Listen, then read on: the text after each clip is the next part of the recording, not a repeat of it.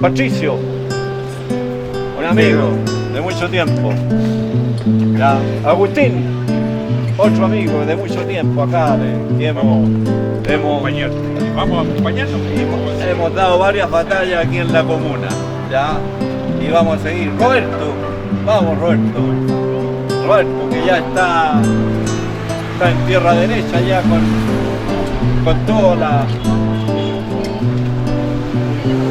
la sinvergüenzura que existen aquí en nuestro país. Vamos. Vamos por centro, vamos al centro. Te siento así, como agua de mar, que deja sobre la arena su sal, su furia, sobre los pies. Veo mis lazos parir, se enredan con tus cadenas, me atan hasta arder el fuego. Te siento así.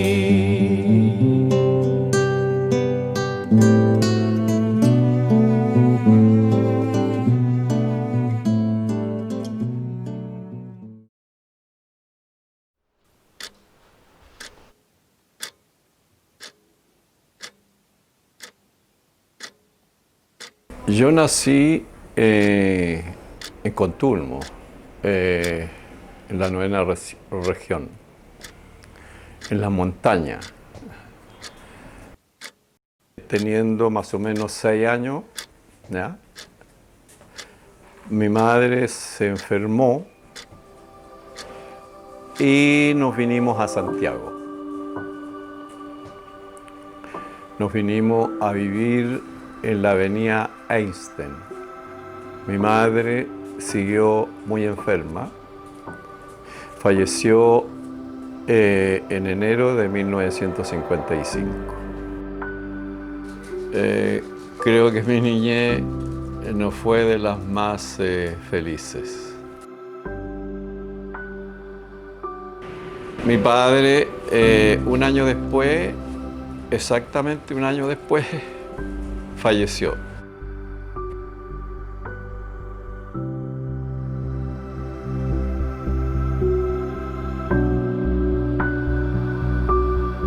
Conocí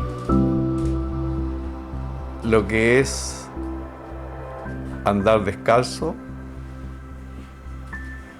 criarse así, ir al colegio sin zapatos, jugar las famosas pichangas en la calle con los otros niños, en donde las pelotas las hacíamos de calcetines. En ese tiempo la sociedad era terriblemente desigual.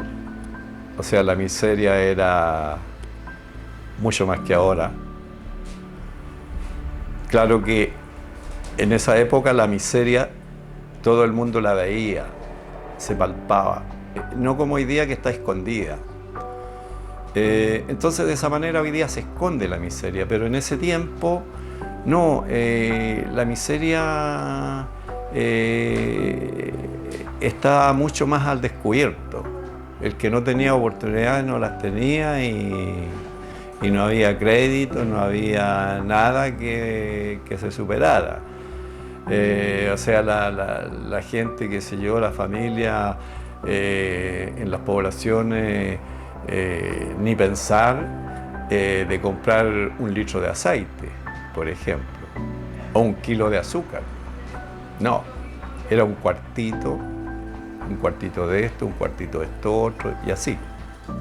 Se vivía a diario.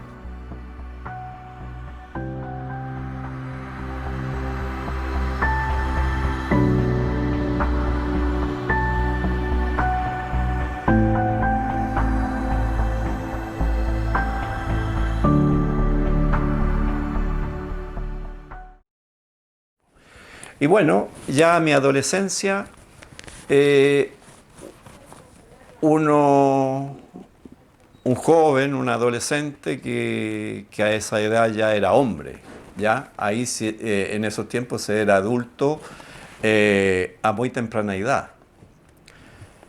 Y por ende uno trabajaba en la fábrica, en las construcciones, en donde había, bueno, por supuesto, mucha persona adulta. Y a mí lo que me chocaba mucho era que había mucha gente analfabeta, gente adulta que no sabía leer, no sabía escribir. Yo sabía medianamente leer, sabía medianamente escribir. Así es como uno ya va tomando conciencia en la sociedad que uno estaba, en la sociedad que uno vivía. Y por ahí, en ese tiempo ya había sido 2 o 3 veces candidato el presidente Allende. Y bueno, justamente él, en una ocasión, no me acuerdo qué año, sería el año 64 tiene que haber sido, claro, la campaña de 1964. En su campaña, él estuvo en la avenida Einstein, fue a visitar estas poblaciones.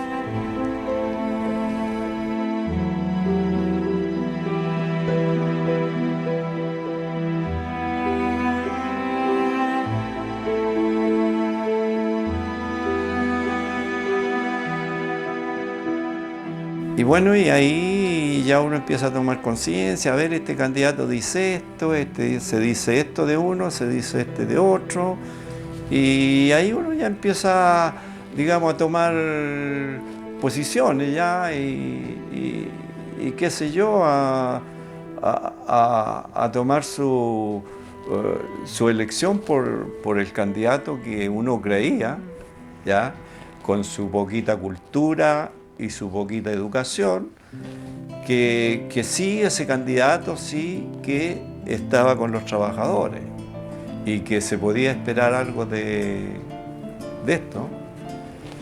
Y fue así como yo mismo, sin que nadie me lo dijera, me invitara o me mencionara, de militar en un partido, solo tomé mi decisión y me inscribí en el Partido Socialista. Como si fuera ayer, como si fuera ayer, que pisé tu suelo por primera vez de zapatos negros, y vuelvo a comenzar, y vuelvo a comenzar. La nueva, fabricada por tu tierra. Son recuerdos que entre tus muros se abrigaban mis sueños, mis esperanzas de triunfar y ser dueño de mi futuro.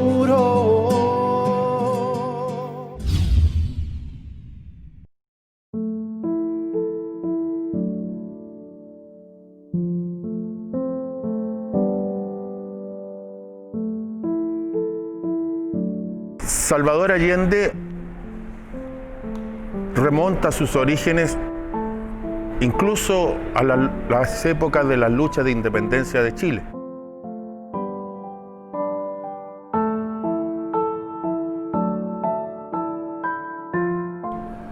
En aquellos tiempos, 3 tenientes Allende, de los cuales desciende directamente el presidente Salvador Allende, prestaron señalado servicio a la patria naciente. 2 de ellos formaron parte del escuadrón Húsares de la Muerte que dirigió don Manuel Rodríguez Erdoiza, y el otro fue jefe de la escolta de Bernardo Higgins.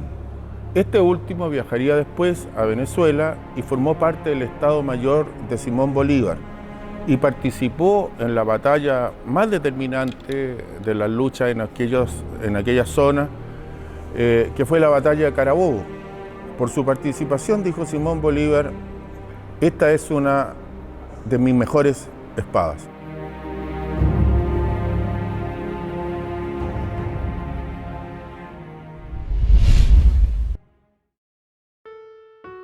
Encontramos ahí también otro apellido, de un señor que se llama Ramón Augusto Pinochet, y del cual el innombrable desciende en línea directa. Ese Ramón Augusto Pinochet es el tatarabuelo.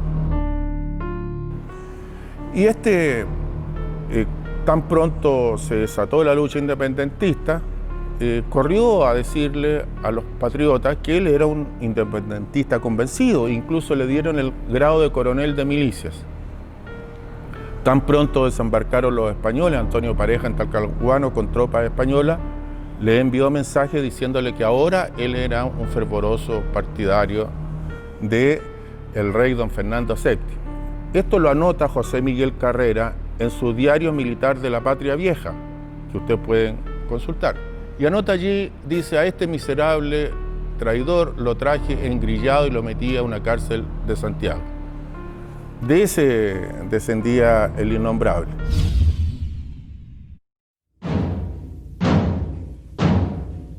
Este Allende, que fue jefe de la escolta de O'Higgins, volvió a Chile, contrajo matrimonio y de ahí nació don Ramón Allende Padín, a quien le decían el Rojo por dos cosas: porque era un poco colorín y porque además tenía ideas progresistas de izquierda para nuestros tiempos. Él fue médico, senador por el Partido Radical, cuando eso era ser de izquierda, y los grandes historiadores bolivianos como Merejazú o peruanos como Basadre le dedican palabras de mucha consideración y respeto respecto de la Guerra del Pacífico, en la que él participó siendo jefe de los servicios sanitarios de nuestro ejército. Su trato considerado con los prisioneros, su atención por igual en servicios médicos, fueran chilenos, peruanos o bolivianos, le trajeron estas palabras conceptuosas que han quedado en la historia. Murió Ramón Allende Padín a muy temprana edad, al parecer de una enfermedad de diabetes que era poco tratable en aquellos tiempos, y el general Baquedano le lega en su testamento una pequeña cantidad de dinero a la viuda de Ramón Allende Padín y dice: es la viuda del hombre más noble que he conocido. Así se expresa el general Baquedano del abuelo de Salvador Allende. El papá de Salvador Allende era notario público.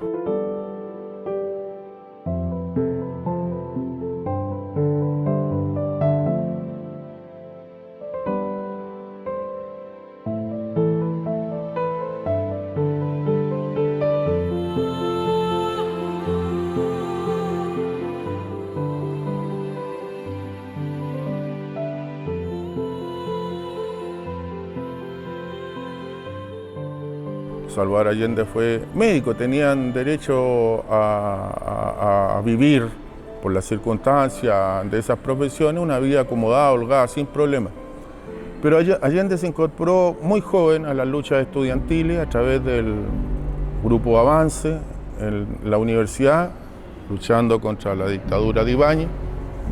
Siendo muy joven, en el año 39, fue antes de los 30 años ministro de Salud. Pero no solo acumulaba cargos el presidente Allende, sino que acumulaba también y principalmente medidas concretas al servicio de los ciudadanos. Creó el Servicio Nacional de Salud, logró llevar a que fueran leyes la asignación familiar, el pre y el postnatal, y desde siempre luchó por la nacionalización del cobre.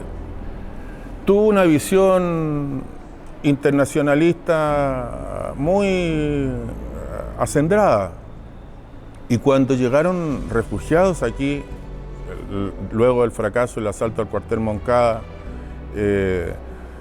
personas como Vilma Espín, que eran parte del directorio revolucionario, él con Carmen Ansaldi, Gustavo Orbit y otros socialistas, acogieron a estas personas que venían en una situación de asilo político. Lo mismo hizo con quienes tuvieron que salir de Venezuela durante la dictadura de Rojas Pinilla. Él tuvo siempre una visión latinoamericanista. Fue diputado, senador, presidente del Senado. La tierra toma color quien respira tu árida luz, bajo el alba te espera. Caminos gigantes teñidos de un terco calor, la lluvia aguanta su llanto, porque abre paso al que viene cantando mejor, y va dejando entre piedras versos que nombran tus montes desnudos. De un desierto se acompaña este canto, de un desierto donde brotan colores al sol.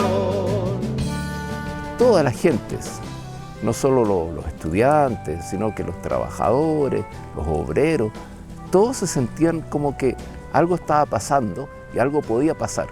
Y eso es muy importante porque en los años 60, políticamente, en Chile había un gobierno demócrata cristiano de Eduardo Frei Montalva, cuyo lema para lograr ser presidente fue revolución en libertad.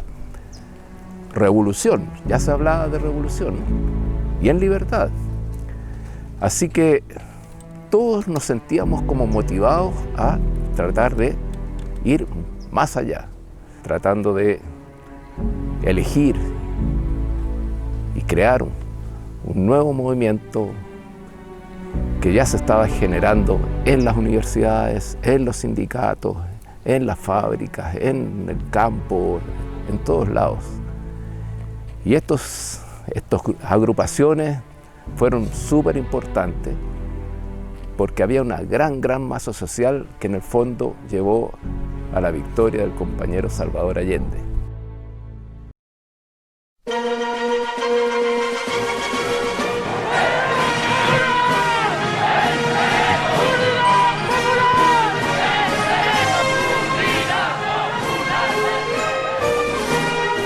En 1970, un poquito antes, previo a la elección, se formó lo que fue la Unidad Popular, que principalmente eran 5 partidos: Partido Comunista, Socialista, Radical y algunos grupos más chicos. Que hacen algo extraordinario. Comunistas y socialistas internacionalmente no se llevaban bien. Sin embargo, aquí crearon una coalición a la que se sumó el Partido Radical y otras fuerzas menores.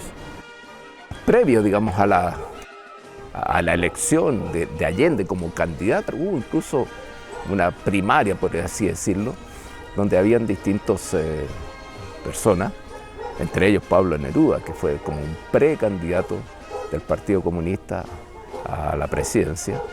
Y una vez que Allende fue elegido como el candidato único de la Unidad Popular, se transformó en una figura símbolo. No era la primera vez que él se presentaba, por supuesto, si él se había presentado anteriormente.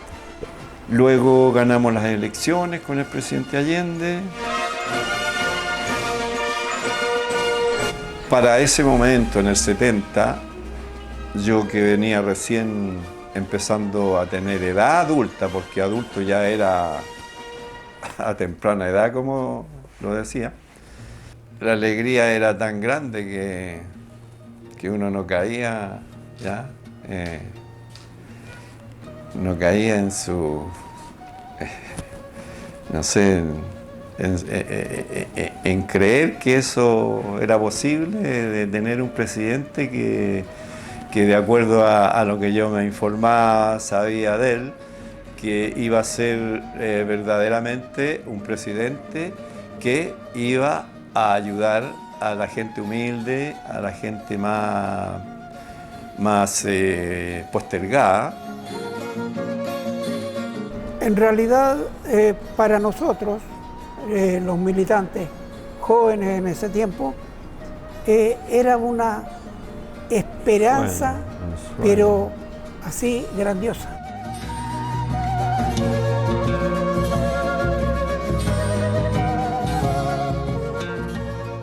Esa coalición política recibió una agresión tan pronto se formó.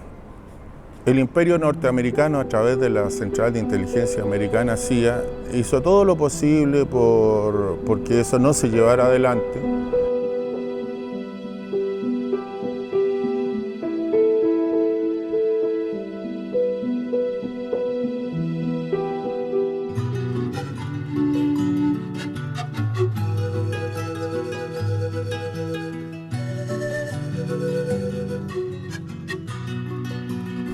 todos nos sentíamos como motivados a tratar de ir más allá.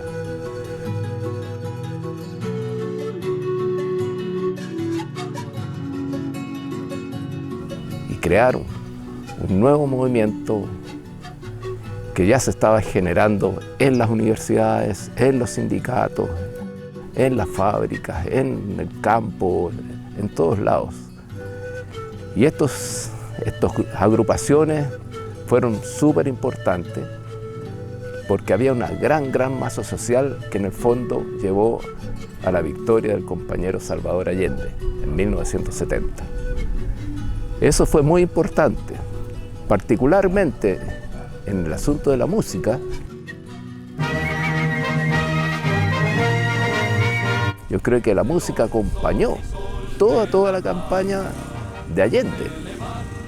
Quilapayún, Víctor, todos estábamos apoyando esta candidatura y fue muy bonito porque se incorporó a la gente y de alguna forma todos estos artistas expresaban lo que la gente sentía. Nunca como ahora la canción nacional tuvo para ustedes y para mí tanto y profundo significado. En nuestros discursos lo dijimos, somos los herederos legítimos de los padres de la patria y juntos haremos la segunda independencia, la independencia económica de Chile. Ciudadanas y ciudadanos de Santiago, trabajadores de la patria, ustedes y solo ustedes son los triunfadores. Los partidos populares y las fuerzas sociales han dado esta gran lección que se proyecta más allá, reitero, de nuestras fronteras materiales. Les pido que se vayan a sus casas con la alegría sana de la limpia victoria alcanzada y que esta noche, cuando acaricien sus hijos, cuando busquen el descanso, piensen en el mañana duro que tendremos por delante, cuando tengamos que poner más pasión y más cariño para hacer cada vez más grande a Chile y cada vez más justa la vida en nuestra patria.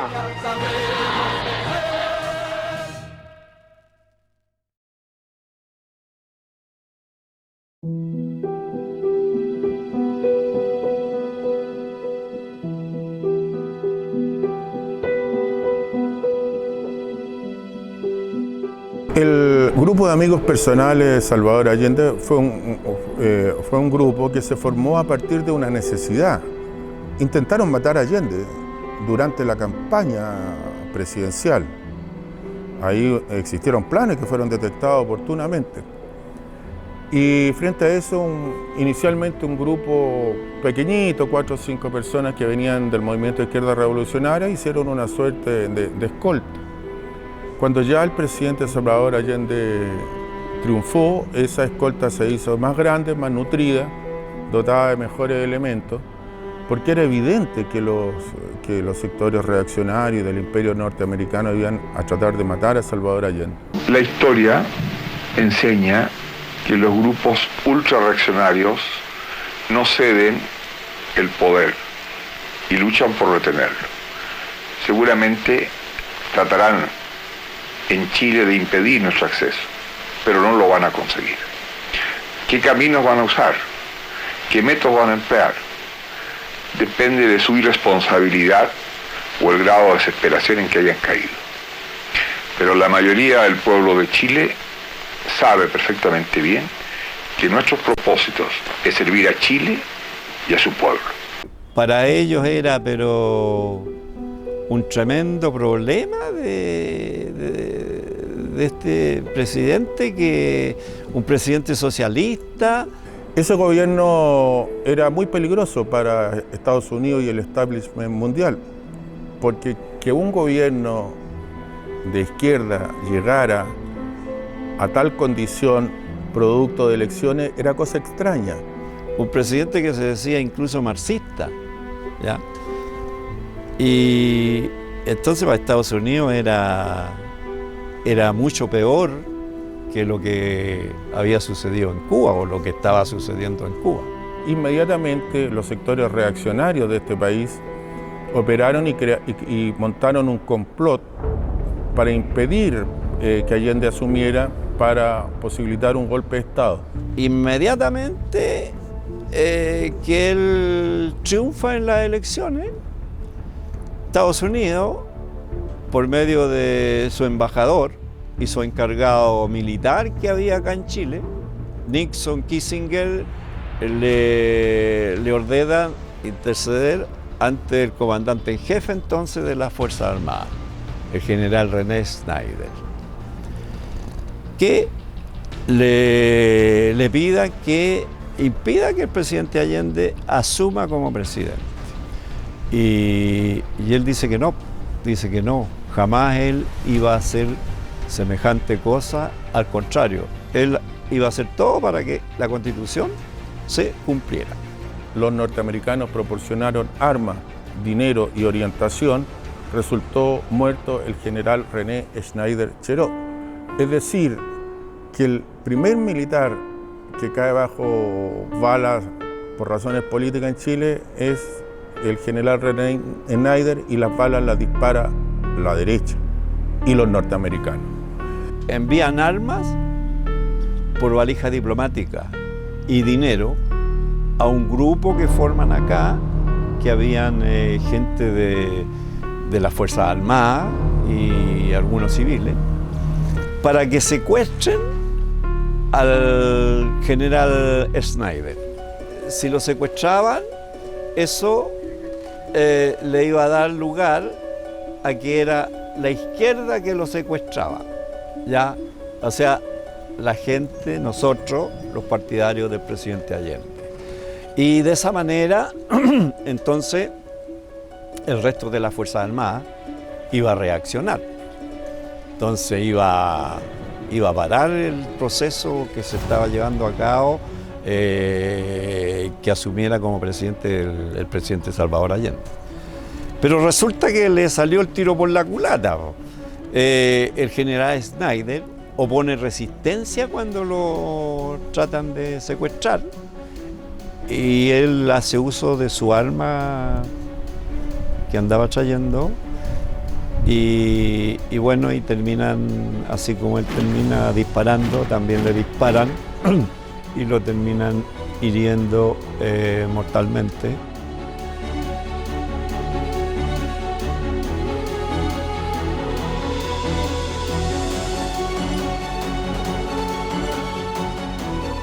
La derecha desesperada ha tratado de crear un clima de caos.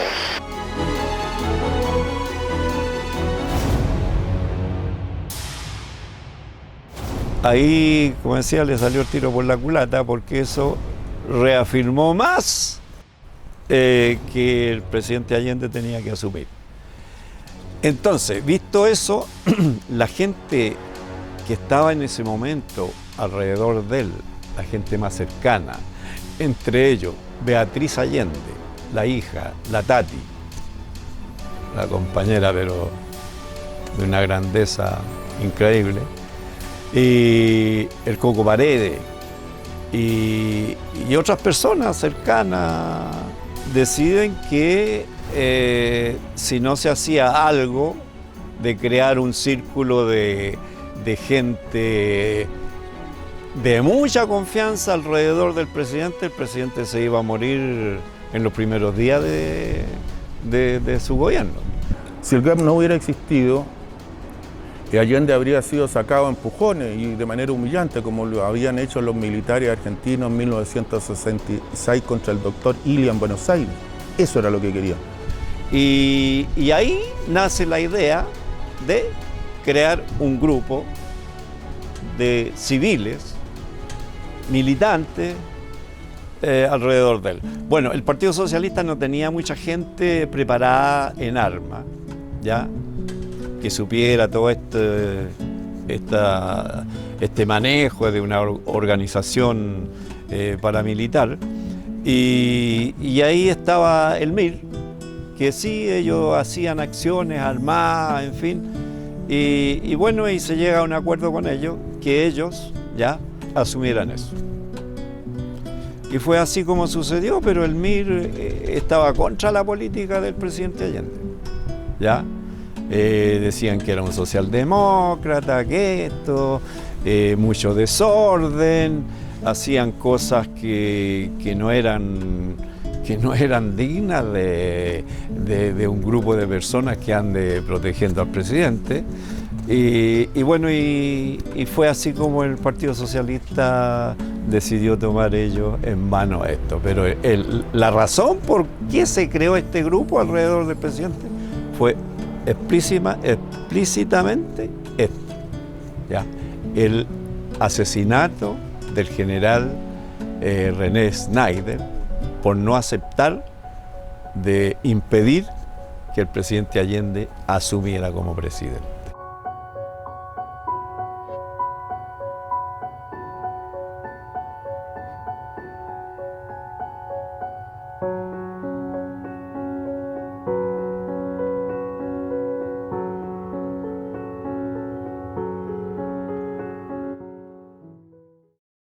Proclama Presidente de la República para el periodo comprendido entre el 3 de noviembre de 1970 y 3 de noviembre de 1976 al ciudadano Salvador Allende Gossens.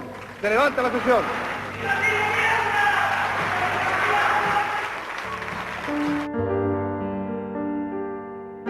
Este grupo de jóvenes que son reclutados en el ámbito de la juventud socialista no son guerrilleros, vienen de distintas funciones y labores en la sociedad. Unos vienen de la universidad, otros vienen de la fábrica, otros vienen de las poblaciones, otros vienen del campo. No eran los típicos guardaespaldas, maceteados, nada, eran jóvenes normales. Bueno, yo trabajaba en un departamento del Ministerio de la Vivienda, Departamento de Ejecución Corvi. Estaba a cargo de una obra en el Cortijo Norte. Y bueno, teníamos núcleo en el trabajo mismo y teníamos núcleo en la población donde vivíamos. Éramos grupos de compañeros bien activos. Y bueno, a partir de ese momento el partido empieza a llamar compañeros de todas partes del país, de todos los medios, digamos, de trabajadores, estudiantes. Y bueno, todo esto era voluntario. Nos proponían, nos decían los dirigentes, mira, se está reestructurando el GAP, y ahora el partido lo tomó en mano y quiere que sean puros militantes del Partido Socialista. Y fue así como a mí me propusieron del partido si quería ser parte de esto. Y bueno, yo por supuesto, pues yo estaba a fondo con el presidente Allende. Punto de reunión, el partido, el Comité Central, que estaba ahí en San Martín.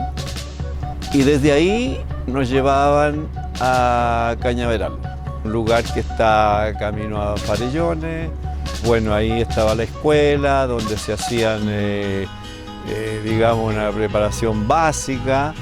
Y bueno, eso duraba 3 semanas, un mes máximo, esos cursos que nos hacían un curso de todo y a la vez nos probaban si nosotros éramos personas adecuadas para cumplir ese rol de cuidar al presidente. Y es así como llegábamos grupos de 15, 20 compañeros y al final del curso A veces quedaban 2, 3 compañeros, 4, en fin, y el resto volvía a sus lugares de origen. Los que quedaban nos designaban de acuerdo a las capacidades de cada uno, a qué grupo. Algunos eran designados al grupo operativo, grupo de avance que se le llama hoy día, otro al grupo de guarnición, que eran los compañeros que cuidaban los lugares físicos donde llegaba el presidente, incluyendo Tomás Moro, por supuesto, y otros compañeros al grupo de escolta. Bueno, con mi hermano, los dos fuimos designados inmediatamente al grupo de escolta. Éramos cabros que siempre estábamos haciendo deporte y que, bueno, teníamos bien claras las cosas como se estaban pasando. Los dos éramos militantes del Partido Socialista de mucho tiempo. Justo en ese momento querían preparar un grupo de escolta que fuera muy objetivo, muy capacitado para ese rol. A los que más sobresalíamos de todos los compañeros que habíamos ahí, nos mandaron a Cuba, estuvimos 1 mes y medio, bueno, nos prepararon bien y luego volvimos inmediatamente a hacernos cargo de la escolta.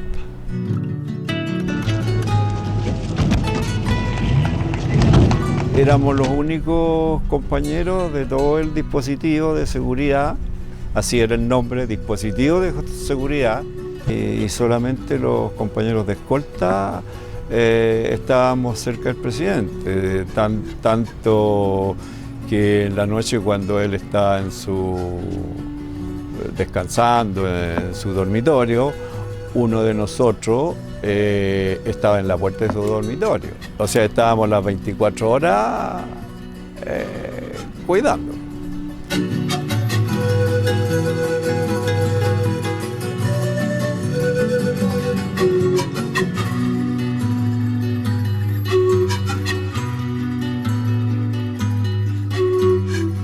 Bueno, nos encontramos en Tomás Moro, en donde está la casa que se compró durante el gobierno de la Unidad Popular, la casa para los presidentes. Él vivía en la calle Guardia Vieja, por Providencia. Fue siempre una persona relativamente modesta. Vivía como cualquier ciudadano de clase media de hoy día.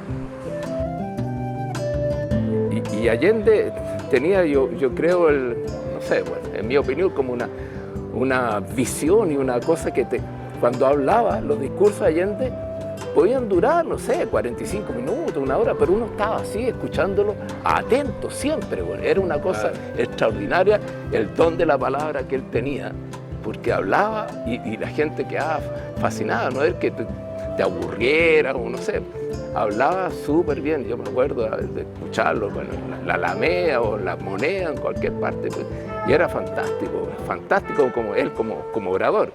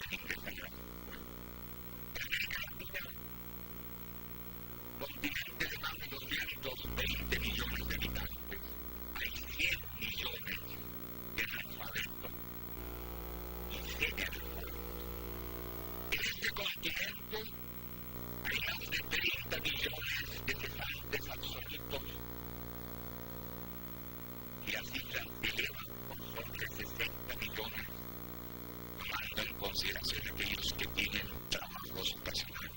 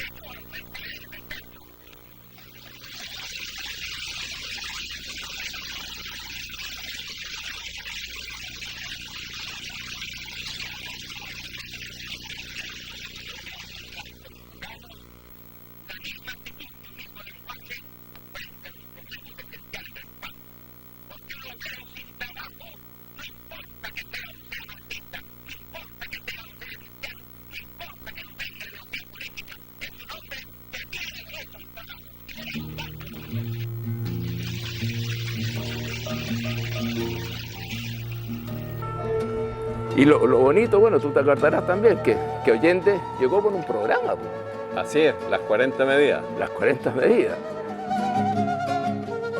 Una vez que Salvador Allende consiguió el triunfo del 4 de septiembre de 1970, con un programa claramente revolucionario que contemplaba 40 medidas básicas, entre ellas algunas fundamentales, la renacionalización del cobre, la reforma agraria, la baja en las remuneraciones grotescamente altas de algunos funcionarios públicos, el medio de litro de leche. Y lo primero que hace cuando llega al gobierno, decreta medio litro de leche para cada niño en Chile. La educación pública y gratuita, el restablecimiento de relaciones con todos los países del mundo que se encontraban bajo agresión, muchos de ellos del Imperio norteamericano y su cohorte.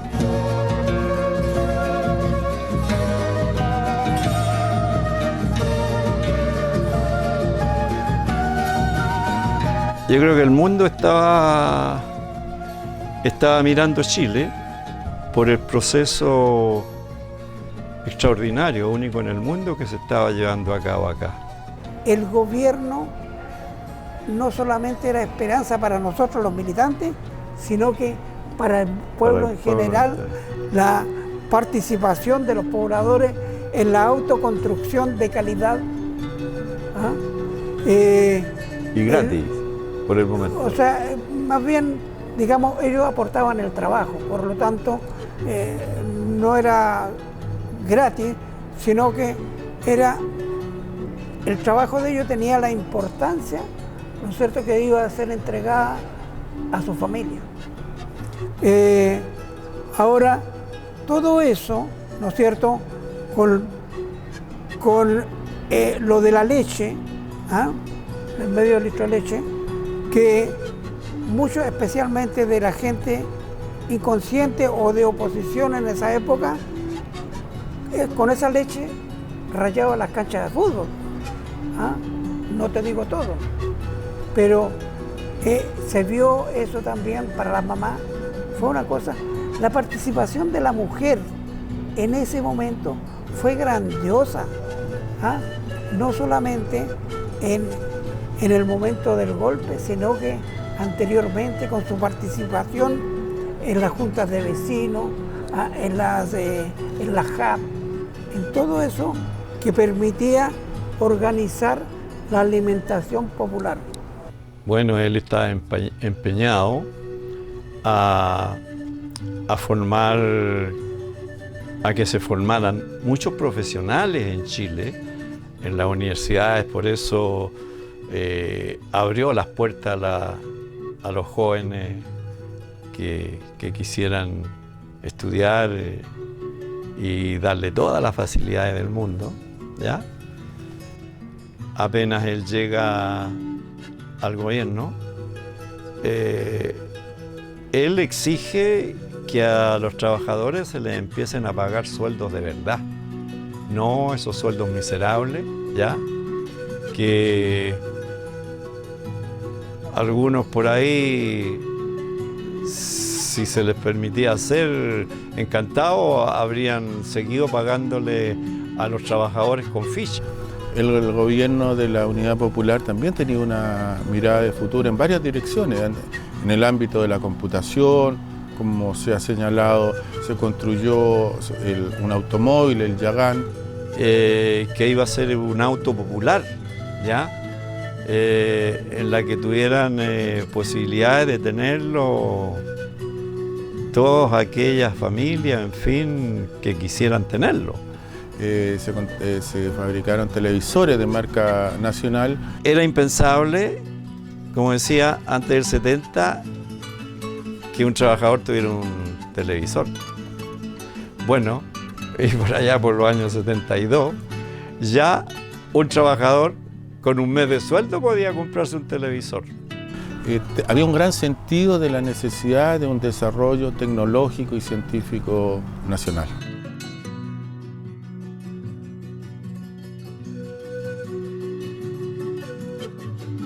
La internet, la informática, podía haber partido de aquí de Chile. Y aquí en Chile era el primer país donde se estaba ya echando a funcionar la CiberCit. ¿Ya? Era el primer país que estaba haciendo esto. O sea, Chile habría sido ¿se fijan ustedes? El gran propulsor de todo esto. Y bueno, y todo eso en la tecnología, el presidente Allende estaba pero completamente metido. Y por supuesto que la cultura. Pues. Y ahí comenzó un nuevo proceso, donde mucha gente se incorporó, donde mucha gente, y sobre todo los artistas, continuaron haciendo una gran labor. Pero yo diría que fundamentalmente, como había como este deseo, estas ganas de hacer cosas, de participar, no solo los artistas, sino que todo el mundo quería de alguna forma expresarse. Y fue así como el año 72 que se hace en Chile una gran convención por todos los artistas e intelectuales del mundo, y el que estaba a cargo en Chile era José Balme, y Balme mismo, me cuenta él, le dice a Balme: mira, oye, ¿sabís? Tengo una idea, podríamos aquí hacer un museo, ¿ya? Un museo para los chilenos, qué sé yo, y cómo hacerlo.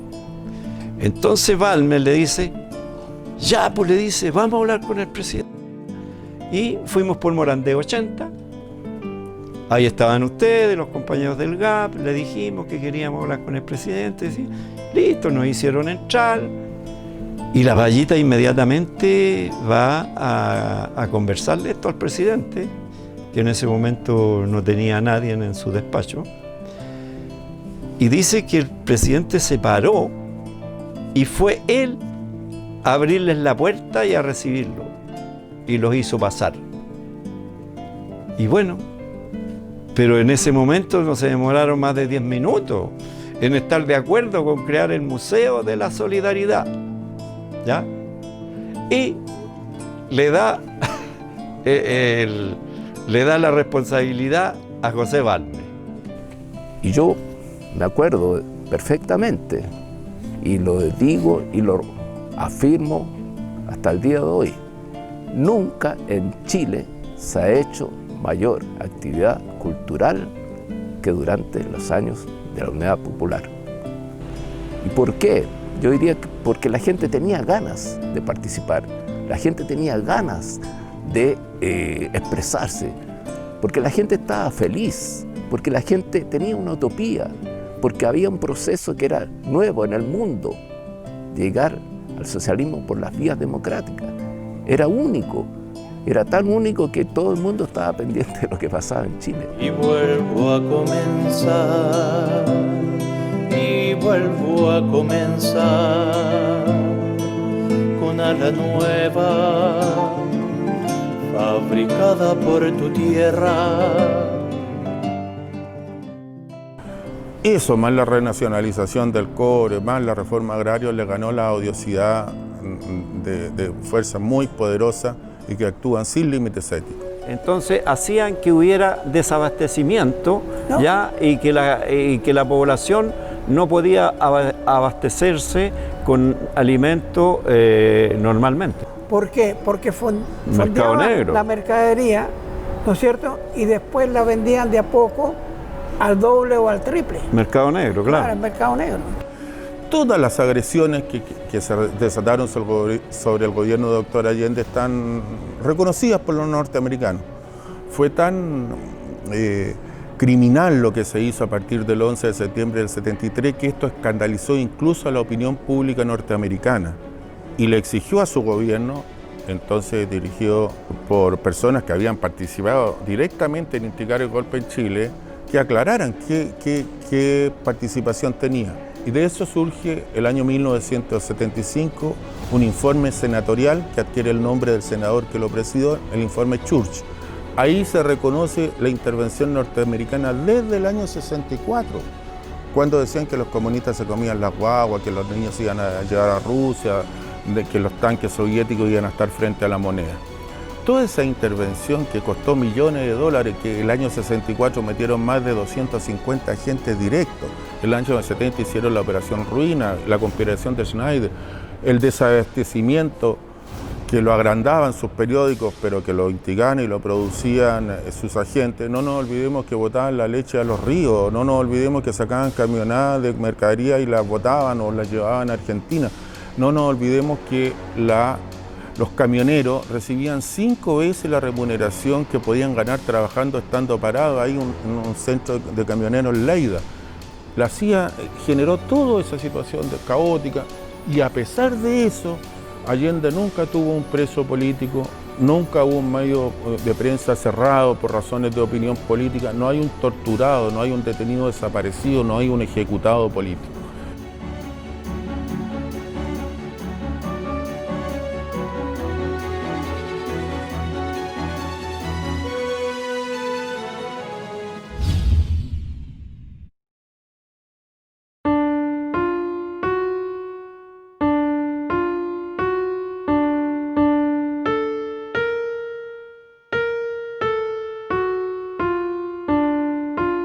El 29 de junio de 1973, el regimiento blindado número 2, al mando del coronel Super, intentó dar un golpe de Estado, instigado, coordinado por militantes y dirigentes del movimiento nacionalista Patria y Libertad.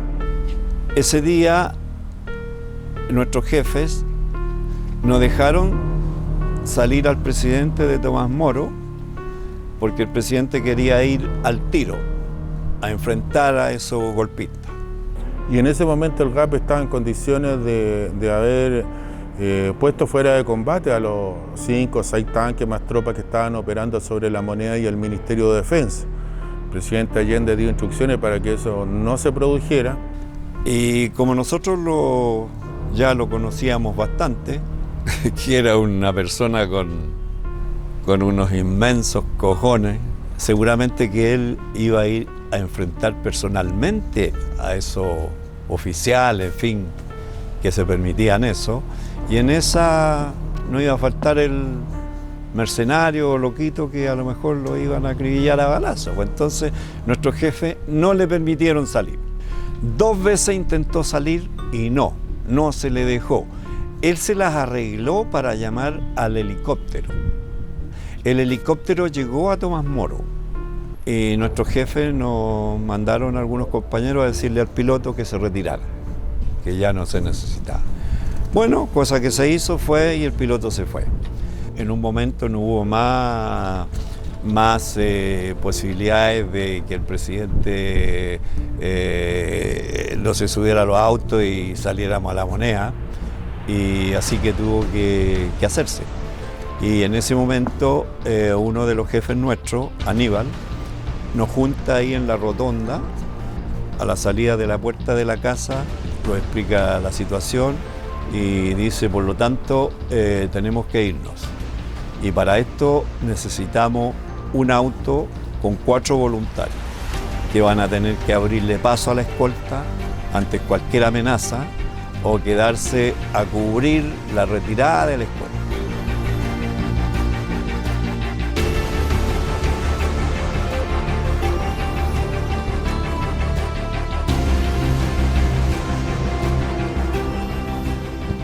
Se divisa en este lugar más o menos, por aquí, una patrulla militar, que era un jeep militar, con 4 soldados y un cañón apuntando hacia allá. Y nos detenimos aquí, frente al jeep, con nuestras armas. Y los soldados dicen, no, nosotros somos leales al gobierno, en fin, ya. Y le decimos ya, de acuerdo, pero suelten sus armas. Una vez que pase la escolta, ya, y aquí no ha pasado nada.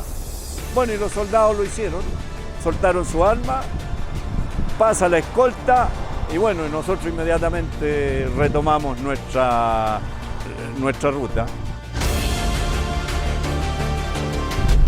Aquí nos dividimos en 2 escoltas, en esta calle Bandera con Mapocho, y una escolta se fue hacia Alameda y la escolta con el presidente nos fuimos a investigaciones. Y acá en investigaciones lo que se produce es que, claro, llegamos y ya teníamos toda la calle cubierta. Al frente había mucha gente, al frente de investigaciones. Ese día todos estábamos con ACA, ¿ya? Y todos nos bajamos con ACA y va la pasada, por supuesto. Y al momento que se baja el presidente, muy enojado, le dice, ¿cómo se le ocurre, compañero? Guarden todas sus armas. Y de ahí nos vinimos a La Moneda. Y ya La Moneda estaba despejada. Y al final esto fue aplacado por el general Prat, por Sepúlveda y por Pinochet, que disimuló muy bien. Que en ese tiempo no se sabía que era un delincuente, un cobarde. Por eso Pinochet siempre tuvo la desconfianza de los auténticos golpistas. Yo tengo la impresión de que Pinochet actuó como fascista, pero era un miserable oportunista que habría estado en cualquier parte. Esa es mi impresión, creo que es de la peor condición humana, porque un fascista es un fascista, tiene sus convicciones. No, este estaba donde calentaba más el sol. Murieron varias personas, cerca de 20 personas ese 29 de junio. Incluso mataron a un periodista argentino. Él filmó su muerte. Él apunta a un camión de militares y el oficial dispara con su pistola y no fue capaz de darle al periodista y le ordena a fusilero de dispararle y, claro, ellos lograron, porque era relativamente cerca, y mataron a este periodista argentino y, bueno, él filmó su muerte. En ese momento, el 29 de junio, la respuesta popular fue organizada, coordinada y eficaz. En todos los cordones industriales se cortaron las calles más relevantes, se desplegó un dispositivo de defensa que funcionó. Con la tremenda escolta que íbamos, armados como íbamos, seguramente que le hacemos mucho daño a esos fascistas que estaban cometiendo ese ilícito.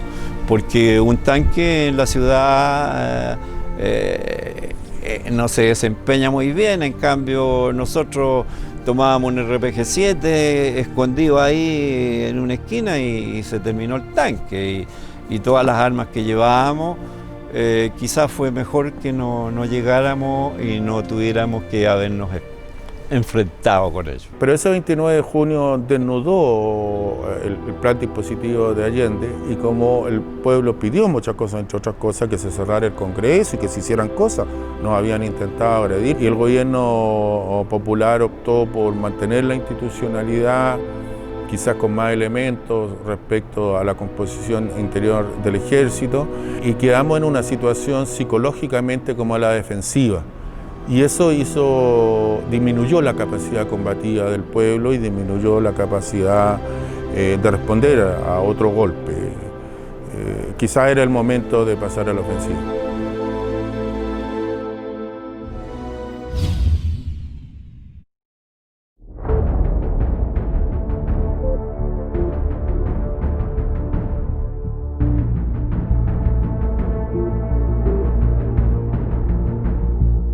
¿Cómo se entera el presidente del golpe de Estado? Llega una llamada de teléfono, un oficial de Carabineros, queriendo hablar con el presidente urgente. Y de guardia estaba Rodolfo, que era mi hermano, en la puerta de su dormitorio. A las 6:15 aproximadamente sonó uno de los teléfonos. La llamada venía del general Urrutia. Golpeé suavemente. El presidente me respondió entre dormido, una exclamación, ¿qué pasa? Ahí el presidente tomó el teléfono y a los segundos, minutos, le da orden a mi hermano que nos despierte a todos. Como a las 7:30 de la mañana llegó a mi casa un colega, David Garrido, y me informó de que estaba en movimiento un golpe militar, la escuadra que el día anterior había salido a la operación UNITA, había retornado y en definitiva se habían tomado las calles de Valparaíso. El comandante de la base aérea Cerro Moreno de la Fuerza Aérea de Chile, donde estaba la mitad de los Hawker Hunters, se negó a plegarse al golpe, fue detenido, salvajemente torturado y sometido a consejo de guerra. El jefe de la base aérea del Bosque, donde estaba la otra mitad de los Hawker Hunters, era un partidario del gobierno y de la legalidad y se debió asilar el 11 de septiembre en la Embajada Argentina. Por eso se sacaron los Hawker Hunters de la base del Bosque y se llevaron a Carril del Sur semanas antes, que es un aeropuerto civil. Salimos muy rápido de acá de Tomás Moro y bueno, las calles estaban ese día completamente vacías. Al parecer era como lo único que no sabían que había golpe de Estado éramos nosotros. Y además la escolta que salimos ese día, paradojalmente, fue la escolta más escuálida que tuvo el presidente ese día. Éramos muy pocos compañeros que habíamos. La dirección del Partido Socialista depositada en su secretario general Carlos Altamirano y Adonis Sepúlveda, con quienes conversé tantas veces, es errática el 11 de septiembre. El Partido Socialista se acuartela en muchos lugares, en casas, departamentos, fábricas, fundos, sede universitaria, en espera de instrucciones y las instrucciones no llegan. La dirección, en vez de dar orientación, prende la radio para saber qué es lo que está pasando. El Partido Comunista da por desahuciada la posibilidad de defenderse tan pronto sabe el golpe y ordena replegarse. Por eso no hay un solo dirigente comunista, ni militante, ni nada, ni en La Moneda, ni en ninguna intendencia, ni en ningún lugar importante del poder político en el país. Se produce el repliegue. El MIR, y en su momento me lo comentó quien sería luego su secretario general, Andrés Pascal Allende, tenía 600 armas de puño, eso no alcanza para nada.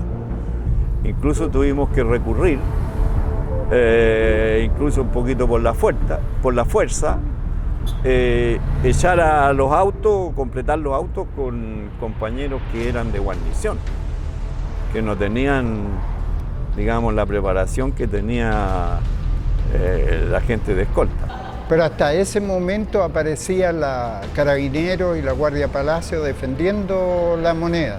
Hasta ese momento habían unas tanquetas. Nosotros llegamos desde Tomás Moro a La Moneda, dejamos al presidente en la entrada principal. De ahí inmediatamente ingresamos a La Moneda, permanecía en el lugar el que era el director, el general director de Carabineros, el general José María Sepúlveda Galinde, e incluso el subdirector de Carabineros, Jorge Urrutia. En La Moneda los carabineros estaban en posición de defensa al interior de La Moneda. Las Fuerzas Armadas y Carabineros de Chile declaran, primero, que el señor presidente de la República debe proceder a la inmediata entrega de su alto cargo a las Fuerzas Armadas y Carabineros de Chile. Dejaré La Moneda cuando cumpla el mandato que el pueblo me diera. Solo acribillándome a balazos podrán impedirme voluntad de hacer cumplir el programa del pueblo.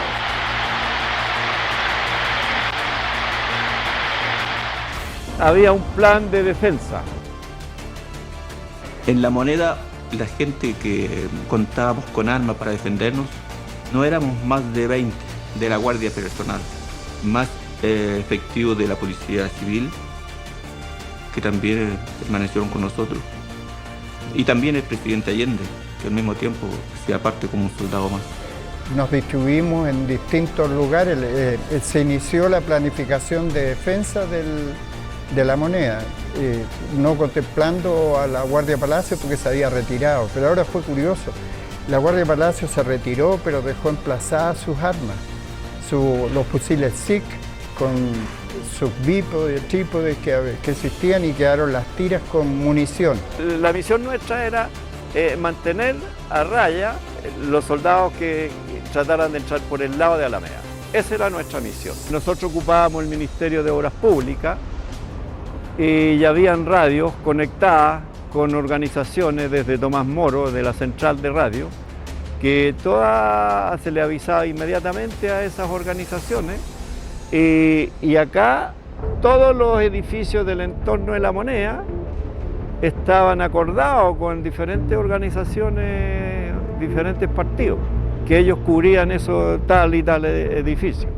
Y el Partido Socialista, que había tomado algunos recuerdos, se divide en tres ese día en su accionar. El grupo, el aparato del Frente Interno del Partido Socialista, que era un grupo pequeño, 140, 150 compañeros con fusiles AK, se dirige hacia los cordones industriales, hacia la zona sur de Santiago, olvidando que el eje del proceso es Salvador Allende. Donde esté Salvador Allende está la suerte del gobierno y de la revolución chilena. No hay ninguna posibilidad política al margen del presidente Allende. Pero ellos no acuden hacia Allende, sino que acuden hacia la zona sur en la idea de liberar una zona y desde allí plantear una defensa. Y en eso se inició el ataque ya. Exacto. Sí, ya vino las armas de los blindados, porque la verdad que nosotros vimos en aquella mañana pocos militares que estuvieran cerca de La Moneda, solamente los vehículos blindados y las piezas de artillería que empezaron a disparar contra La Moneda. Eso fue ya cercano a las 9 de la mañana.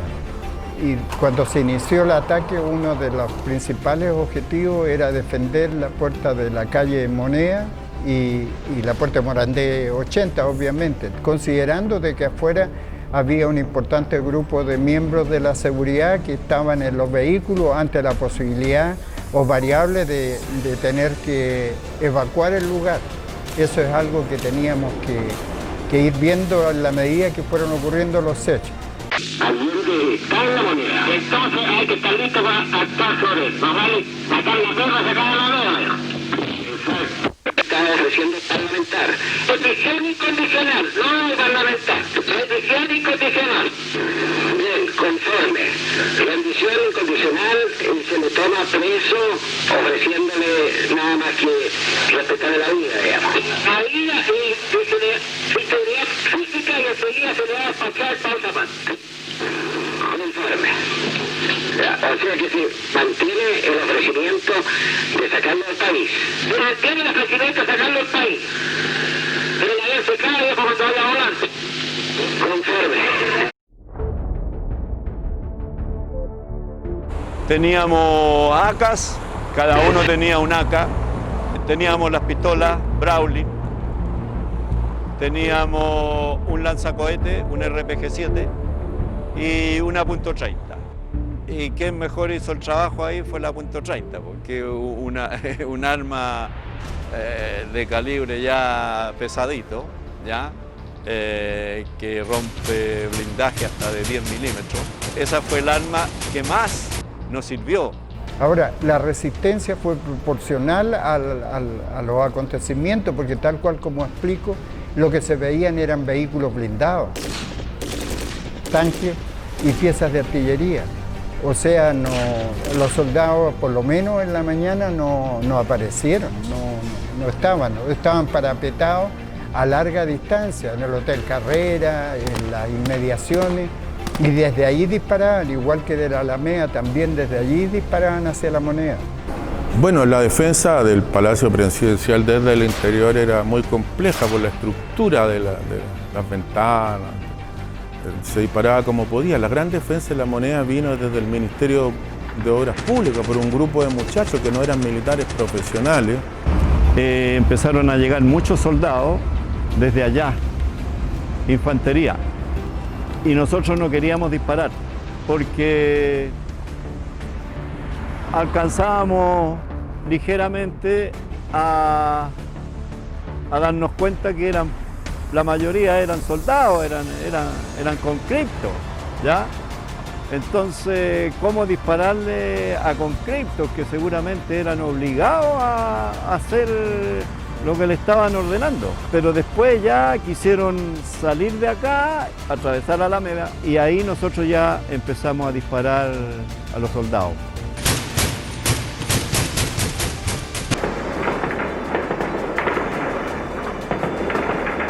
Y a la vez empiezan a disparar mucho desde esos edificios y de acá del Ministerio de Defensa, ¿ya? Francotiradores. Y ahí era muy efectivo que nosotros disparábamos a las ventanas. Y parece que fue efectivo eso porque en algún momento ya pararon, no dispararon más de las ventanas. Ellos se dan la vuelta y vienen entrando por aquí. La distancia es lejos, pero esa arma .30 tiene 3.000 metros de alcance. Yo disparo una trazadora y claro, voy a dar muy arriba. Inmediatamente corrijo y entro de lleno en los jeeps. Y un soldado escapa y se esconde detrás del kiosco. Bueno, yo disparo al kiosco y el soldado arranca.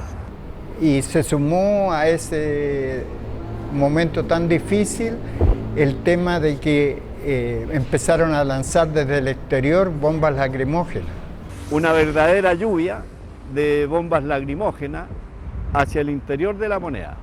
Y empezamos a disparar de los dos extremos, desde los dos extremos, y desde el centro para el lado, o sea, una barrida completa, ¿ya? Y se terminaron las bombas lacrimógenas. Quedaban heridos, los venían a buscar y bueno, y eso, al final optaron por salir de este lugar. Y ellos detuvieron durante horas el ataque a la Moneda, hicieron imposible la toma por vía terrestre, a pesar de los tanques, a pesar de la numerosa infantería de la Escuela de Comando y forzaron a los golpistas al bombardeo. El Palacio de la Moneda deberá ser evacuado antes de las 11 horas. De lo contrario, será atacado por la Fuerza Aérea de Chile. Los aviones hacen una pasada rasante desde sur a norte y luego ahí empiezan a bombardear.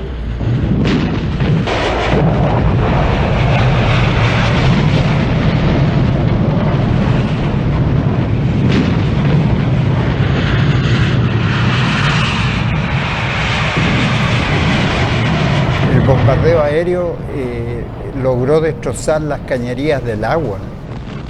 Y el segundo piso y el primer piso se empezó a inundar. Además, los rockets generaron muchos daños en el techo. Cuando pasaban los aviones acá, ya iban en picada hacia arriba, ¿ya? Disparé mucho, pero estaba horizontal, ¿ya? Horizontal es difícil alcanzar un avión.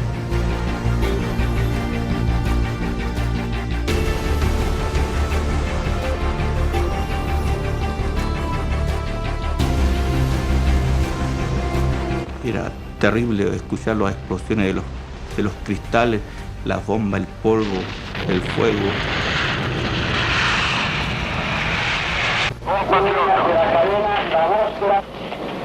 Esta será seguramente la última oportunidad en que me pueda dirigir a ustedes. La Fuerza Aérea ha bombardeado las torres de Radio Portales y Radio Corporación. Seguramente Radio Magallanes será callada y el vital tranquilo de mi voz no llegará a ustedes, no importa. Lo seguirán oyendo. Siempre estaré junto a ustedes. Por lo menos mi recuerdo tendrá el nombre digno que fue leal a la lealtad. Colocado en un tránsito histórico, pagaré con mi vida la lealtad del pueblo. Y les digo que tengo la certeza que la semilla que entregáramos a la conciencia digna de miles y miles de chilenos no podrá ser cegada definitivamente. Tienen la fuerza, podrán avasallarnos, pero no se detienen los procesos sociales, ni con el crimen, ni con la fuerza. La historia es nuestra y la hacen los pueblos. Trabajadores de mi patria, el capital foráneo, el imperialismo, unido a la reacción, creó el clima para que las Fuerzas Armadas rompieran su tradición, la que le enseñara Schneider y que reafirmara el comandante Araya. Víctimas del mismo sector social que hoy estará en sus casas esperando con mano ajena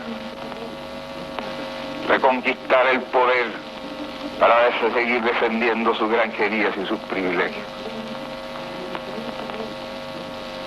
Me dirijo sobre todo a la modesta mujer de nuestra tierra, a la campesina que creyó en nosotros, a la obrera que trabajó más, a la madre que supo nuestra preocupación por los niños. Me dirijo a los profesionales de la patria, a los profesionales patriotas, a los que hace días estuvieron trabajando contra la sedición auspiciada por los colegios profesionales, colegios de clase para defender también las ventajas que una sociedad capitalista le da a unos pocos. Me dirijo a la juventud, a aquellos que cantaron, entregaron su alegría y su espíritu de lucha. Me dirijo al hombre de Chile, al obrero, al campesino, al intelectual, aquellos que serán perseguidos, porque en nuestro país el fascismo ya estuvo hace muchas horas presente en los atentados terroristas, volando los puentes, cortando la línea férrea, destruyendo los oleoductos y los gasoductos, frente al silencio de los que tenían la obligación de proceder. Estaban comprometidos. La historia lo juzgará. Trabajadores de mi patria, tengo fe en Chile y su destino. Superará otros hombres este momento gris y amargo donde la traición pretende imponer. Sigan ustedes sabiendo que mucho más temprano que tarde, de nuevo abrirán las grandes alamedas por donde pase el hombre libre para construir una sociedad mejor. ¡Viva Chile! ¡Viva el pueblo! ¡Vivan los trabajadores! Pinochet, que era un ignorante y un miserable, tenía cierto olfato político, cierta intuición, y esa le decía que había que matar pronto a Allende. Y por eso es que presiona a la Fuerza Aérea para que bombardeen la Moneda y maten a Salvador Allende, y orienta a que se bombardee también la casa presidencial de Tomás Moro con el propósito de matar a la cónyuge, a la señora de Salvador Allende. Fue bombardeada por aviones Hawker Hunter, uno de ellos conducido por Gustavo Lee Yates, hijo del golpista Gustavo Lee Guzmán, le endilgó 2 cohetazos al hospital de la Fuerza Aérea de Chile.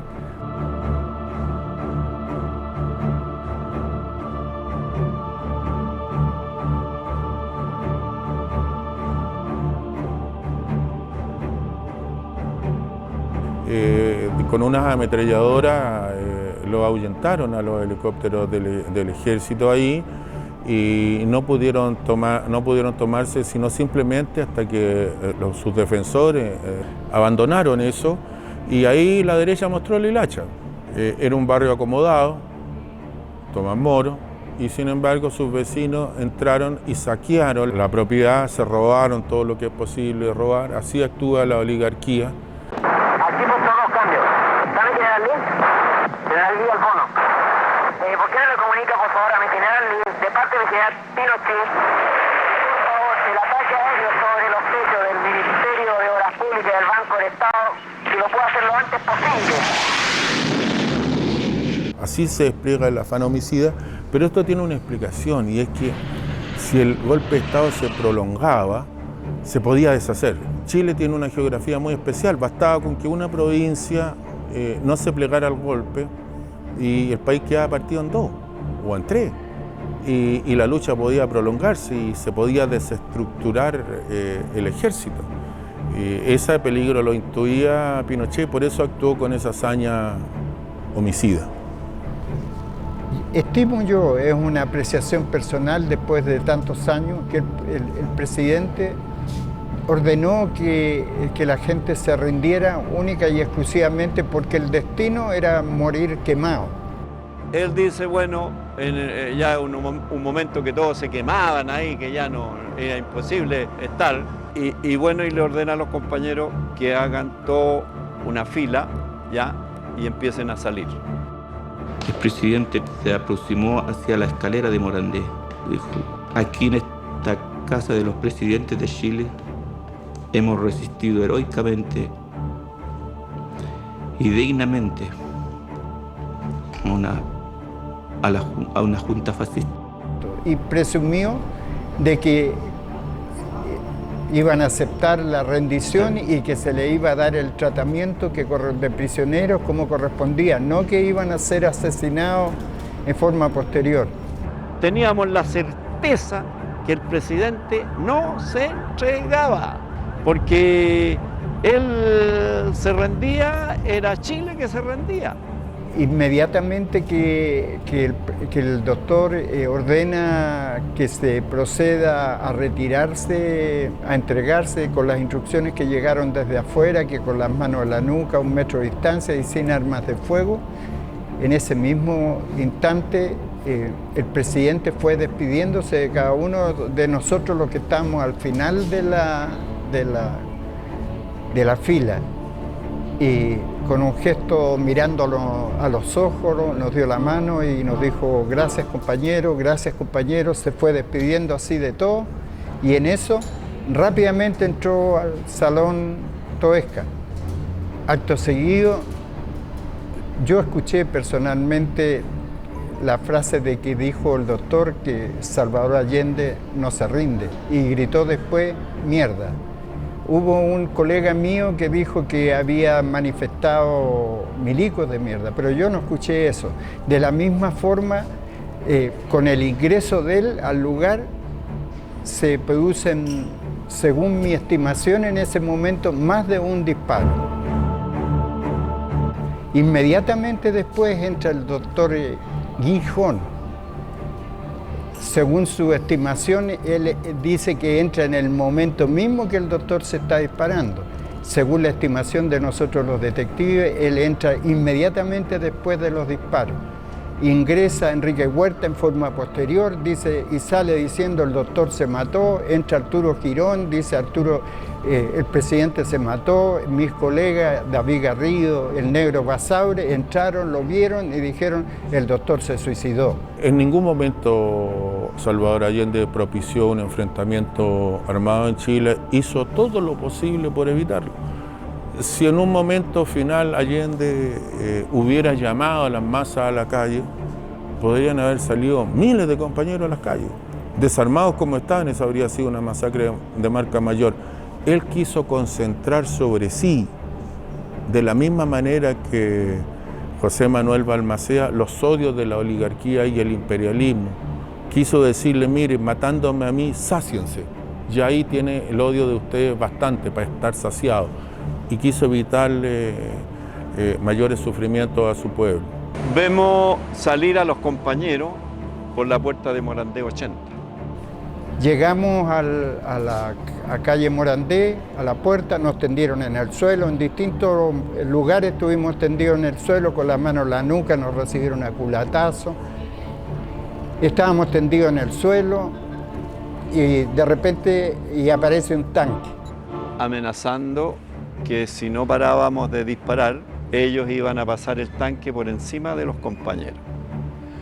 Y nosotros, bueno, paramos, pero ahí empezó el dilema nuestro, pero ¿por qué los compañeros se rinden si nadie se rinde? Y el general Palacio ordena que salgan, dispone que puedan salir la gente del Ministerio de Obras Públicas. Y nosotros tendidos en el suelo vimos cómo salió la gente del Ministerio de Obras Públicas, pero también vimos a los compañeros del GAP que iban caminando entre medio de la gente de... Los primeros salimos ahí. Claro, claro. Salimos entre la gente, corrimos el riesgo. Ruleta rusa, salgamos de los primeros. Las armas las escondimos en diferentes lugares, ya, todas escondidas. Arriba en las luces, las metimos. En algunos rincones, todo eso lo dejamos escondido. Lo único que teníamos en nuestros bolsillos era el carnet de identidad. Y nos pusimos aquí, de los primeros. Estaba toda la gente amontonada aquí, pidiendo que abrieran para que salir y todo eso. Y bueno, finalmente vienen, se instalan aquí militares y empieza a salir la gente. Y vamos saliendo aquí y nos revisan todo. Y ya allá al frente, la cara hacia el suelo y las manos en la nuca. Y después de, no sé, 20 minutos ya, un oficial da la orden de, ya, toda esta gente entregan su carnet de identidad y en 3 días más vienen a retirarlo acá al Ministerio de Defensa. Ya, pues, todos entregamos el carnet de identidad y nos fuimos a la casa. Nos fuimos y así fue como salimos. Acto seguido, llegaron los bomberos, empezaron a apagar el incendio, después nos llevaron al regimiento Tacna. Dentro de los detectives que fuimos al regimiento Tacna, había 3 chicos del GAP que por un error de los conscriptos o los militares, en vez de traerlos de vuelta donde estábamos los detenidos de La Moneda, se los llevaron y los dejaron en el que correspondía a los infractores del toque de queda o que se habían sacado de alguna industria. En el cual estaba mi hermano, Claro, Rodolfo. claro. Y bueno, y que también salvaron con vida, para nosotros siempre fue una incógnita. Yo no sé cómo discriminó el ejército en el regimiento Tacna a quienes iban a fusilar y a quienes no, porque esa fue materia interna. Ahora sé que cuando nosotros no supimos que lo habían fusilado y con el tiempo solamente se vino a saber la verdad. Su comportamiento mirado desde el punto de vista estrictamente militar, y estamos hablando de un puñado de jóvenes, fue muy superior a los comandos. Si se analiza lo que pasó militarmente el 11 de septiembre del 73, eso es vergonzoso para el ejército, que teniendo un blanco fijo, sin defensa antiaérea, con unos cuantos muchachos ahí, usando tanques, artillería, vehículos blindados, comandos, no hayan podido tomarlo, hayan tenido que recurrir a la Fuerza Aérea y bombardear un blanco fijo e indefenso para poder tomarse eso. Eso fue vergonzoso. Yo creo que si el ejército tiene un cuaderno militar, que debe tenerlo, por estas acciones bélicas, ese cuaderno militar no debe albergar mucha gloria.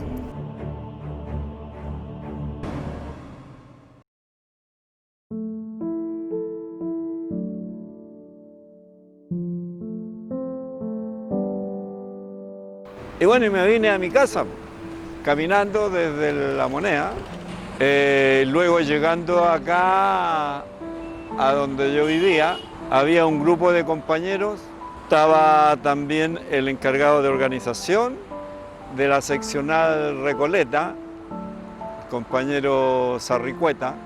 En ese momento, ¿cierto?, compañero entra a presentarse, por lo menos conmigo, y nos entrega alguna información de lo que había sucedido sin tener la información que ya se estaba escuchando en las noticias. Y nos hacemos cargo, ¿no es cierto?, de organizar a la gente. Armamento no había ninguno. La intención era tomarse la comisaría para recuperar armas. Lo que eran escopetas de caza, ¿no es cierto?, lo que eran revólveres viejos, había un par, pero no más de eso. Me conversa el chino, el jano que le llamábamos, una tía que vivía cerca de acá, me dice que tenía ahí una pistola, una Browning, calibre 9, con varios cargadores. En un momento determinado, ¿no es cierto?, él decide que había que buscar alimento para una resistencia transitoria. Y con mi amigo Manuel decidimos tomar una camioneta que estaba estacionada en la plaza, que no entendíamos por qué Carabineros no la tomaba. Era justamente una camioneta del año, una camioneta del Ministerio de Obras Públicas justamente, tenía el disco en la puerta. Y bueno, sacan la camioneta, ¿cierto?, y sale de ahí de la población, Última Hora se llamaba en ese tiempo. Y nosotros salimos en la camioneta muy lento, muy lento, muy lento, muy lento, ya, y cuando estamos aquí al frente de la comisaría, habían 2 o 3 carabineros afuera de guardia, con fusiles y todo, y nos miraban, y nos miraban, y nos miraban, ya, y nosotros los saludamos, ya, y bueno, y cuando ya estamos pasando la comisaría, aceleramos a fondo y desaparecimos. Veníamos con Manuel en la camioneta de vuelta, ya, nos estaban esperando Carabineros, y nos bajan de la camioneta y a nosotros nos trajeron como por aquí en este lugar. Empiezan a golpearnos y a preguntarnos quién eran los que estaban dirigiendo ahí en la población, cuáles eran los dirigentes, quién era el jefe, todo eso, y permanentemente disparándonos alrededor de nosotros. No me intimidaba, digamos, a mí no lograban ponerme en apuro, por decir de alguna manera, ¿ya? porque yo sabía que nos iban ahí, nos moríamos, y bueno, no íbamos a morir ahí suplicándole nada. Entonces ese carabinero de repente ya se transcurre y le dice al teniente que yo era del GAP. Y bueno, yo negué, le conté una historia ahí que bueno, que nada que ver, que yo no era del GAP, en fin. Y llega el momento en que nos dice el teniente que teníamos 1 minuto para llegar a un determinado lugar. Y Manuel ya va partiendo y yo lo tomo y le digo, no, le digo, ven para acá, quédate aquí. De aquí no nos movemos. Y si ustedes quieren asesinarnos, asesínennos aquí. ¿Para qué nos van a hacer correr para allá? Y bueno, el teniente ya, pero fuera de sí mismo, ya, soy choro, tal por cual y todo, ya, pero las groserías había ahí por haber. Y poco me intimidaban sus disparos, ¿ya? Entonces ahí ya quizá algunos carabineros por miedo o porque no estaban de acuerdo con lo que estaba pasando, le advierten al teniente que si nos mataban aquí, no iban a poder salir de la población. Entonces en ese momento el teniente le ordena a 2 carabineros que nos lleven a la comisaría en la misma camioneta que nos habían encontrado. Sorprendido. Y esta vez nos llevan sentados en el pick-up para que la gente nos viera. Y cuando a nosotros nos traen hacia la comisaría, el carabinero se queda arriba. No bajó inmediatamente, esperando, qué sé yo, la reacción de la gente, en fin. Ya casi llegando al toque de queda, llegan, se sienten ahí, se escuchan llegar todos y presionando ahí al teniente que nos dejaran ir. De lo contrario, la gente iba a venir a asaltar la comisaría. ¿Ya? Y bueno, ya prácticamente al límite del toque de queda, nos dejan ir y ahí nos arreglamos, pasamos y arrancamos y corrimos hacia arriba.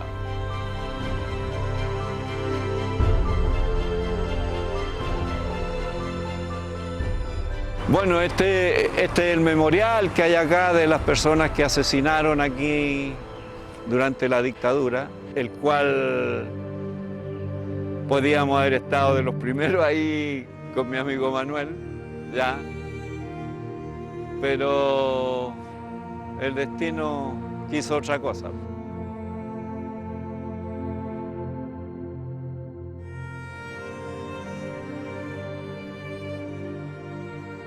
Yo quiero aquí entregar los nombres de los compañeros que realmente estuvieron en La Moneda ese día con el presidente. Castro Zamorano, Manuel Ramón. Fraides Medina, José. Lagos Río, Óscar Reinaldo. Montiglio, Morúa, Juan José. Moreno Pulgar, Julio Hernán. Ramos Rivera, Osvaldo del Carmen. Rodríguez Riquelme, Luis Fernando. Tapia Martínez, Julio. Valladares Caroca, Óscar Enrique. Él era el jefe de la escolta ese día 11, de los compañeros que componíamos la escolta. Vargas Contreras, Juan Alejandro. Sotelo Ojeda, Jaime Gilson, él era otro de los jefes del GAP. Urrutia Molina, Héctor Daniel. Esos son los 13 compañeros que estaban en La Moneda con el presidente y que fueron detenidos y desaparecidos. ¿Ya? Y estaba también ahí Hugo García Herrera, mi hermano, que él, por esas casualidades, En el Tacna lo cambiaron de grupo y se salvó, lo llevaron al estadio Víctor Jara, después al Estadio Nacional y después ahí se perdió entre toda la gente y lo dejaron salir sin saber quién era. Estos son personas que no correspondían al GAP, compañeros que llegaron ahí con algunos dirigentes temprano, Aguirre Vázquez Antonio, Orrego González Jorge Osvaldo, Avilés Jofré Óscar Luis del Carmen. Después vienen de Cañaveral 9 compañeros que algunos de ellos estaban recién pasando el curso y vienen con Blanco Tarré, el Bruno, que era para nosotros, que él era otro de los jefes.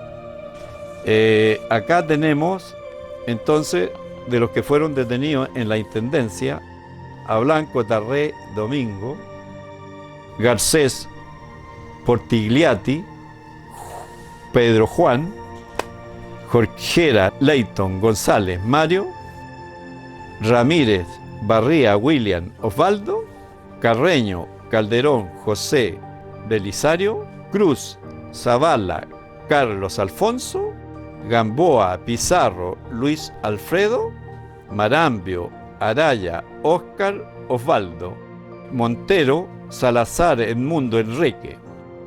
Esos son los 9 compañeros que fueron detenidos en la Intendencia, desaparecidos hasta el día de hoy, ¿ya?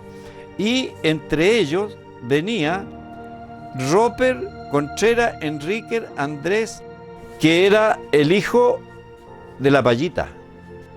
Lo hicieron desaparecer, lo asesinaron, ¿ya? Solamente el delito de él haber sido hijo de la Payita.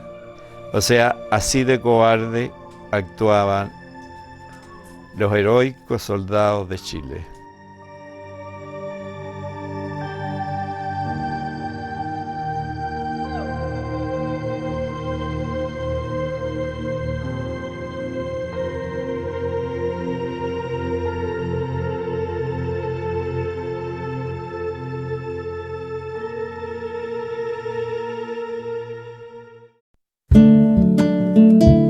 No sé qué pasó con los hermanos García, que estuvimos ahí, echándonos al ataúd. Quiero decirle a mi hermanito que está en Francia muy enfermo y decirle que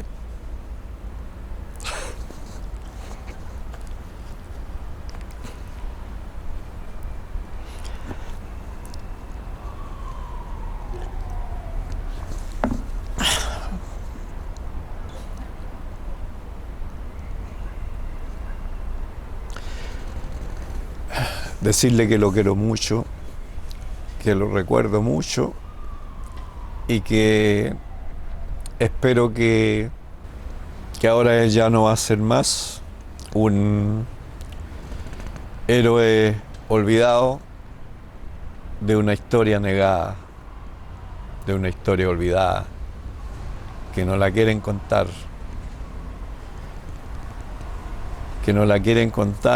incluso nuestros compañeros, los que hoy día, muchos, más que socialistas, se dicen socialistas. Nos robaron el partido, hermano. Pero la esperanza es lo último que se pierde y ojalá en algún momento aparezcan jóvenes, así como fuimos nosotros en aquel tiempo, dignos.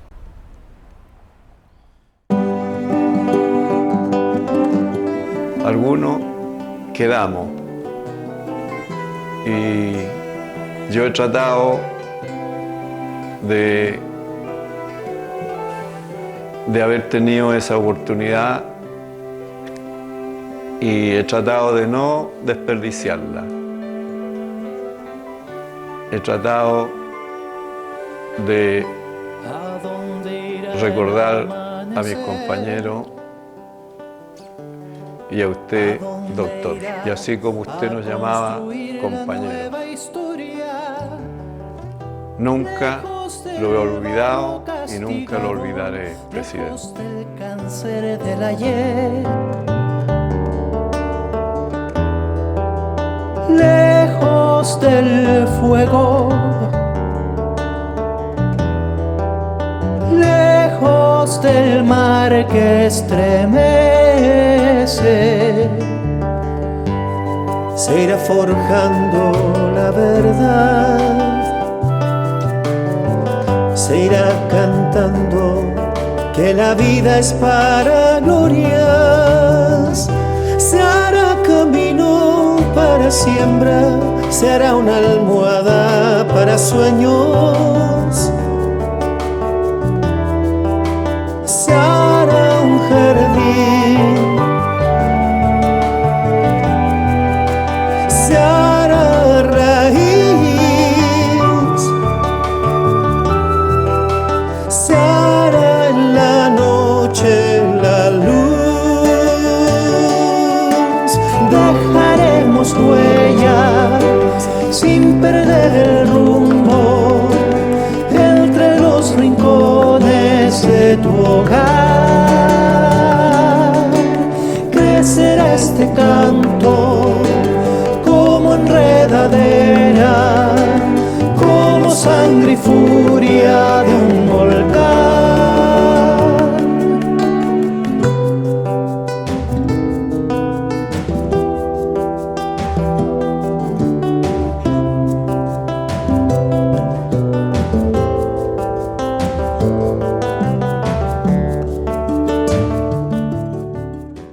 Démosle una pasada completa ahora desde la canción.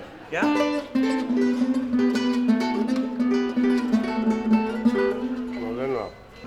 Esta cueca tan bonita que está inspirada en este gran hombre Don Isidro García. Cuando me hablan de él, lógicamente uno habla de la primera escolta, de ser un hombre aguerrido, un hombre valiente, un hombre comprometido hasta el día de hoy, a pesar de sus años, con una figura lógicamente al lado de él como era el gran Salvador Allende.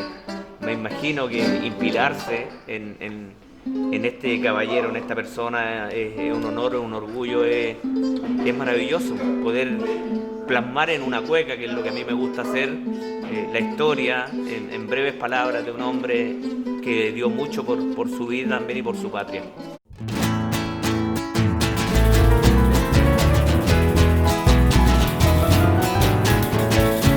Fue la última escolta y también la primera línea, defendiendo la gran causa, con garra, con valentía. ¡Oh, oiga! Esta cueca, amigo, es para Don Isidro García.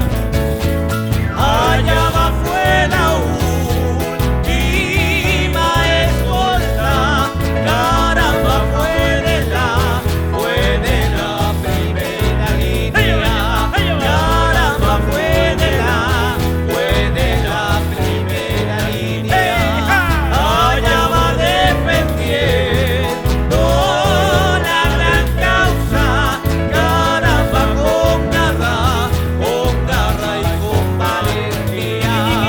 Allá va fue la última escolta en los años 70 de madrugada, bañado de Don Chicho, caramba, y a Pontevedra. En los años 70, caramba, de madrugada, a Pontevedra, y sí, gran combatiente, Chile te debe todo, caramba, noble y valiente. Don Isidro García, sangre bravía.